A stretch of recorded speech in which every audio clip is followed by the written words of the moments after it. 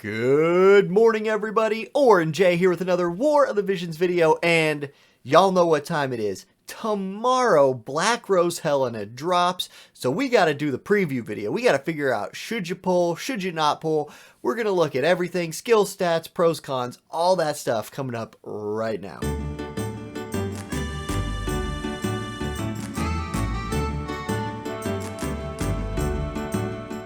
Alright, now, before we get into the video, if you need some Visior for your, chasing of Mama Helena, please consider using my Amazon coin affiliate link. It's down in the description. Best way to buy Visior.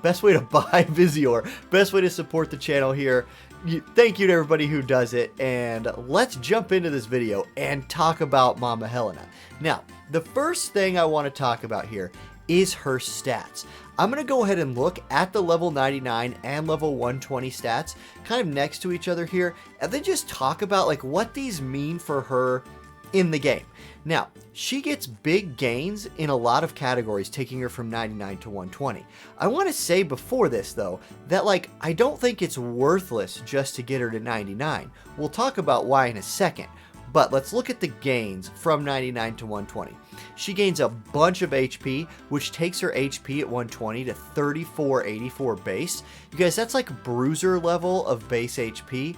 Really great for a mage and really fits her kit. Again, we'll get there.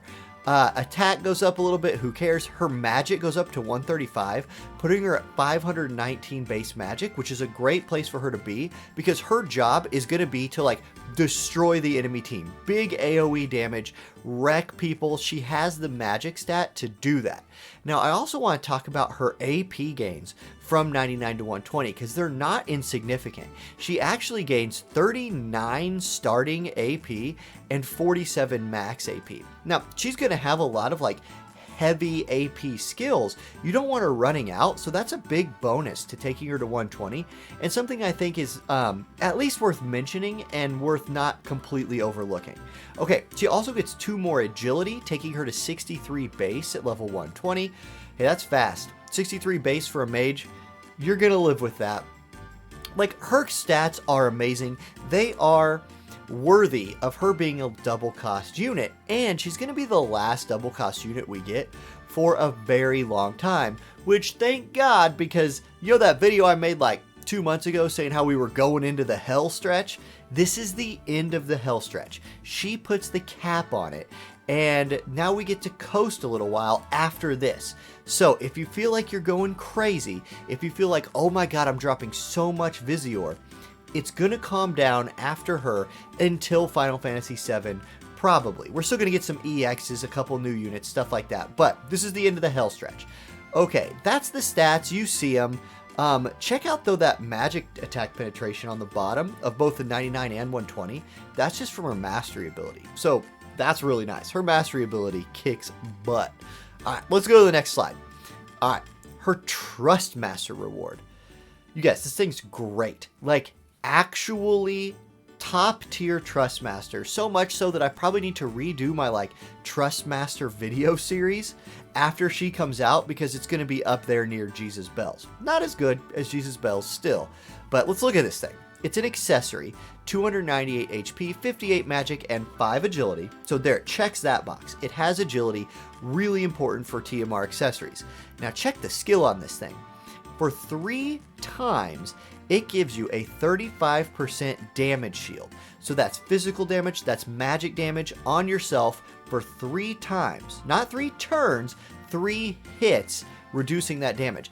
This is going to help turn her into that like bruiser. I said she has the HP to be a bruiser. This is kind of the skill that further unlocks that bruiser ability for her, or really any other mage that wears this and has the HP to back it up. It also increases agility for 25% for 3 turns. So if the shield wasn't good enough, you also get a 25% agility buff. And for somebody like her who has high base agility anyway, nice. Really good. This TMR, S tier TMR, fantastic. Now look at the equipable jobs. This is the one thing that holds it back a little bit, is it's really only equipable by mages. And a notable exception on here is Luelle, our newest scholar. her job not included on those job lists because, she would have become a god tier unit if she could have equipped this TMR. That was the first thing I checked, and it was my first disappointment. But this TMR still insanely great for all of your mage needs, right? Okay, let's keep rolling. Let's head down the list. We're going to talk about skills next, and we'll start with her support skills and counter skills. Her support skills are all good.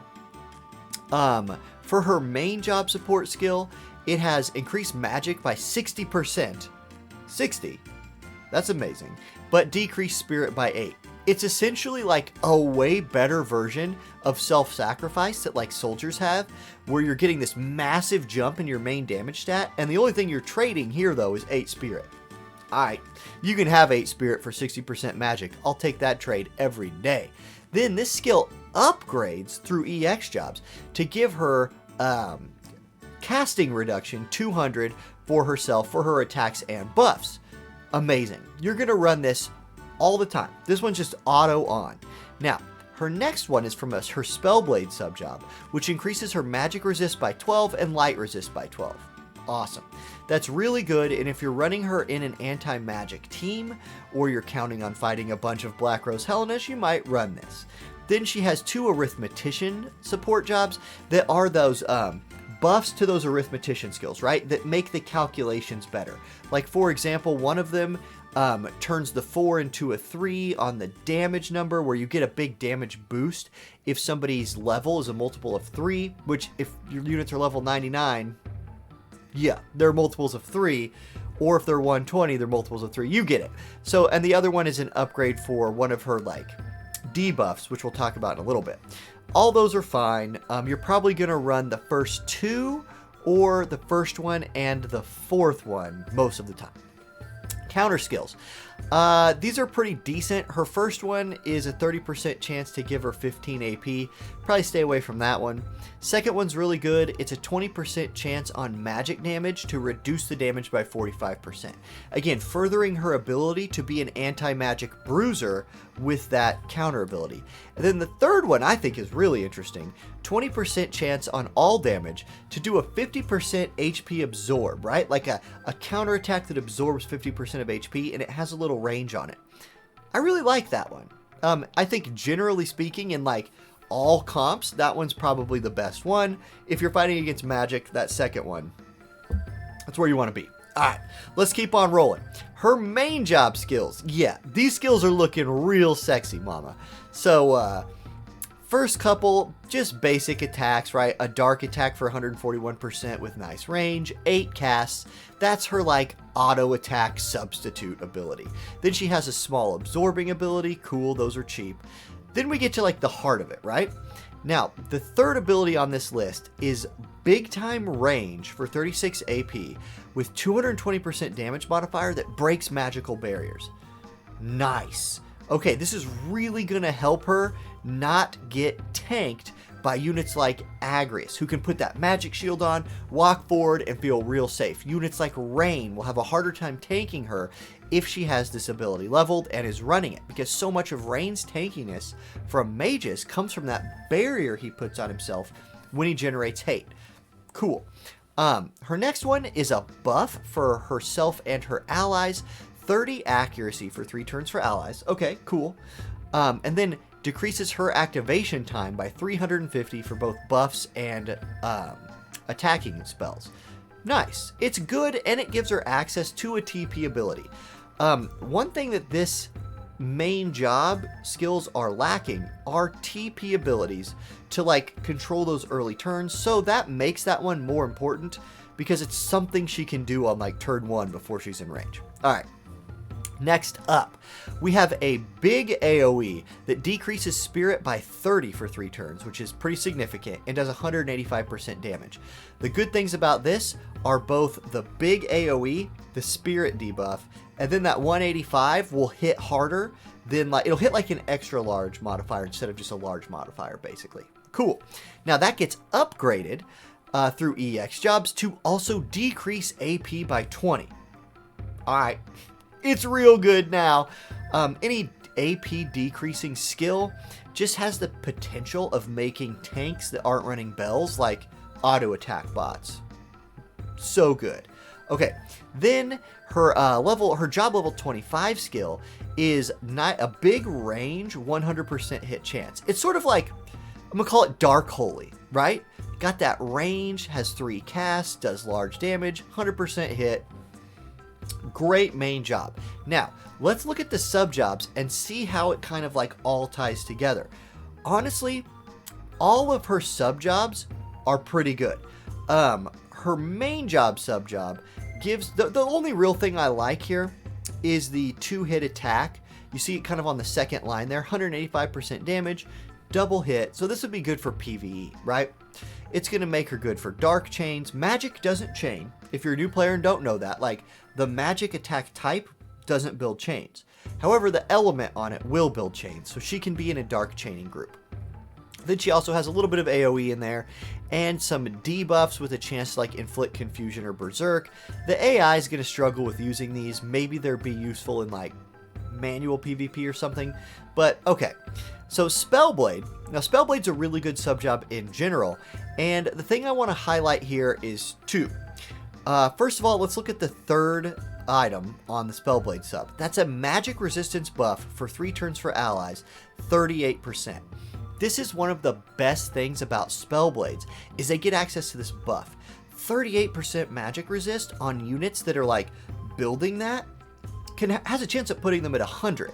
Now, it's not going to put her at 100 straight off the bat, but you could build her in such a way that she could push like not taking magic damage, except for from her mirror matchup, which penetrates magic resistance. But man, it makes her more of a magic bruiser, and it's a great buff for those early turns to set your Rain up, to set your Ildira up, set your King Mon up, stuff like that. Then this sub job also gives her access to slashing type attacks that scale off of her magic stat. You want more than one damage type, right? If people are stacking magic resist but not spirit, the Spellblade sub job gives you a really good option for penetrating that magic resistance by just ignoring it because you're doing slashing type damage. And it gives her a bunch of light killer with Darkara Blade. God, I probably said that wrong. Darkara Blade. It's a slashing attack with magic that's dark. There it is. Okay. Arithmetician. This really rounds out her kit, and this might be her best like PvE farming sub job, because if y'all know about arithmeticians, they got all these instant cast abilities with good range, good height, big AoEs, and she's got all those on there. This also gives her access to some heals. We'll have to see how good the AI is at healing. I have a feeling her AI is going to be very tuned for damage and not supporting, but for something like a turn 2 of Guild Wars, something like, you know, height 2 Cura might be good for topping off your tank before the fight starts or something like that. So this gives her access to all of those like Ildira level abilities, but the dark version of them. Really great. And then her limit break, another big AoE that decreases dark resist by 38% and does 200% damage. The big drawback here is it costs 69 AP. Now, despite the fact that the developers were completely memeing it up by making something cost 69 AP, that's a chunk. Even for a caster, that's a chunk of their ability power. And you might consider not running this all the time, but people can stack dark resist, especially against mono dark teams. So if you're running a mono dark team and you're relying on that dark type damage, maybe you leave this thing on. So something to think about there. Overall, her her sub jobs, all really good, all worth considering using, just in different situations, right? I think in PvP, you will mostly run Spellblade. PvE, like if it's a rage, you'll run Black Robed Witch. If it's just regular farming, you'll run Arithmetician. That's what I think about those. Okay, next up, let's talk pros and cons for this girl, because there's a lot of both. So pros, she's going to be a meta-defining unit. Like, she's bringing Dark back into the limelight. She's bringing magic teams even more into the meta. and she's gonna be probably your best character. Like, there's a reason she's double cost. There's a reason she's still used all the time in JP. If you get this girl, she can do every part of the game for you. PvP, PvE, raids, all of the events, right? She might just be your account's best unit if you can get her to 120. Cool. She has insane damage. She'll be relevant for a really long time. Dark is already a really strong element, so we got that going for her. And she looks good. Like, let's be real. I dressed up today to impress Mama Helena here. She's looking nice. Okay, let's talk about some cons. She's double cost. So this is why it was all called Hell Month. We just dealt with double cost Mont. He wasn't that tough, because we had those like coin shops, right? There was lots of ways to get Mont shards for relatively low amounts of money.